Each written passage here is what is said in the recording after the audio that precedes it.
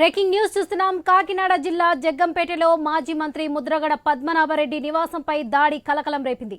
తెల్లవారుజామున జనసేన పార్టీ కార్యకర్త గనిశెట్టి గంగాధర్ ట్రాక్టర్తో బీభత్సం సృష్టించాడు. జై జనసేన అంటూ నినాదాలు చేస్తూ ర్యాంప్ పై పార్క్ చేసిన కారును ట్రాక్టర్తో ధ్వంసం చేశాడు. సమాచారం అందుకున్న పోలీసులు దుండగుడిని అదుపులోకి తీసుకున్నారు.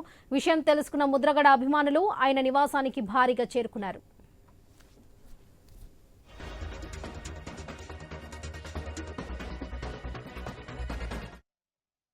కాకినాడ జిల్లా జగ్గంపేటలో మాజీ మంత్రి ముద్రగడ పద్మనాభరెడ్డి నివాసంపై దాడి కలకలం రేపింది. ఇదే విషయానికి సంబంధించి మరిన్ని అప్డేట్స్ మా ప్రతినిధి రాజేష్ అందిస్తారు. రాజేష్, చెప్పండి. Thank you Varalakshmi. ఏవైతే కాకినాడ జిల్లా జగ్గంపేట నియోజకవర్గం కిర్లంపూడిలో నివాసం ఉంటున్న మాజీ మంత్రి ముద్రగడ పద్మనాభం నివాసంపై దాడికి అయితే పాల్పడ్డారు. అయితే దీనికి గల ముఖ్య కారణం అంటే ఎవరైతే దాడికి పాల్పడిన వ్యక్తి ఉన్నారో వారు సదరు వ్యక్తి జనసేన అభిమానిగా అయితే చెప్పొచ్చు. జనసేన అభిమాని అంటే వీరు ఎవరైతే గత ఎలక్షన్స్ లో ఏవైతే చూసామో 2024 సార్వత్రిక ఎన్నికల్లో ఎవరైతే ముద్రగడ పద్మనాభం జనసేన పవన్ కళ్యాణ్పై ఘాటిని వ్యాఖ్యలు చేశారు. అంటే పిఠాపురం నియోజకవర్గంలో ఎవరైతే పవన్ కళ్యాణ్ మీరు నగ్గి చూపించండి, నగ్గితే ఖచ్చితంగా నేను నా పేరు ఎవరైతే ముద్రగడ పద్మనాభం ఉందో ముద్రగడ పద్మనాభ రెడ్డిగా కూడా మార్చుకోవడానికి చెప్పి అప్పట్లో వారు ఘాటిని వ్యాఖ్యలు చేశారు. ఈ ఘాటిని వ్యాఖ్యలు సంచలనం కూడా రేపింది. దీంతో వారు ముద్రగడ పద్మనాభం రెడ్డిగా కూడా పేరు మార్చుకున్న సంఘటన అందరూ చూసాం. అయితే ఎవరైతే మాజీ మంత్రి అలాగే వైసీపీ నాయకుడిగా ఉన్న వారు ముద్రగడ పద్మనాభం వారి తనయుడికి ముద్రగడ గిరికి కూడా అక్కడ ఎవరైతే ప్రతిపాదన నియోజకవర్గంలో తనకి ఇన్ఛార్జ్ గా కూడా ఇచ్చారు. అయితే ఈ రోజు అంటే చూసుకుంటే తెల్లవారుజామున 3 గంటల సమయంలో ట్రాక్టర్ తో ముద్రగడ పద్మనాభం ఇంటి దగ్గర అయితే బీభత్సం సృష్టించే పరిస్థితి కనబడింది. అక్కడ ర్యాంప్ పైన పార్కింగ్ చేసిన కారును కూడా ట్రాక్టర్ తో ఆ యువకుడు అయితే ధ్వంసం చేసే పరిస్థితి కనబడింది. ఎవరైతే జనసేన అభిమానిగా ఉన్న గనిశెట్టి గంగాధర్ అనే యువకుడికి అయితే గుర్తించారు పోలీసులు.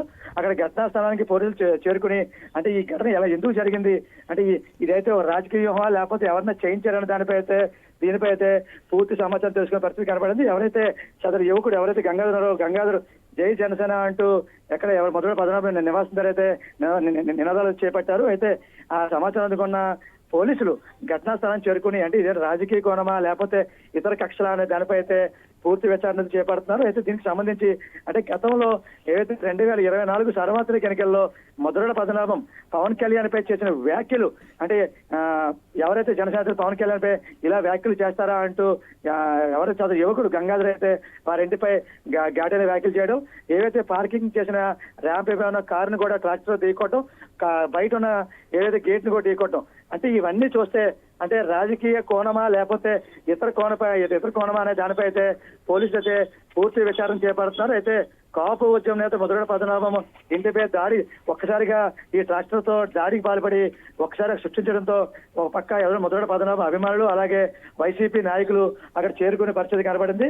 అయితే దీనిపై అయితే వైసీపీ నాయకులు అంటే దీనిపై ఎలా స్పందిస్తారు అంటే ఇది ఏమైనా రాజకీయ కోణంగా ముందుకెళ్తారని దానిపై అయితే ఒక పక్క కిర్లంపూడి ప్రజలైతే ఒక భయాందోళనకు గురయ్యారు. అంటే దీని భయాందోళనకు గురవడానికి ముఖ్య కారణం అంటే కాపు ఉద్యమం నేత ముద్రగడ పద్మనాభం గతంలో కూడా కాపు ఉద్యమం సమయంలో అనేక సంఘటనలు జరిగినాయి. అంటే ఇక్కడ కొన్ని ఘర్షణలు లేకపోతే కొన్ని గొడవలు కూడా చోటు చేసుకుని అటువంటి ఏమైనా చోటు చేసుకుంటాయని చెప్పి అయితే అక్కడ స్థానికులు అయితే ఒక పక్క భయాందోళనకు గురయ్యే పరిస్థితి కనబడింది. మొత్తంగా చూస్తే అక్కడ ఏవైతే సమాచారం స్థానిక పోలీసులు ఘటనా స్థానానికి చేరుకుని ఎవరైతే గంగాధర్ అనే యువకుడు ఎవరైతే జనసేనకు సంబంధించి జనసేన అభిమాని ఆయన అయితే పోలీసులు అయితే కస్టడీ తీసుకున్నారు.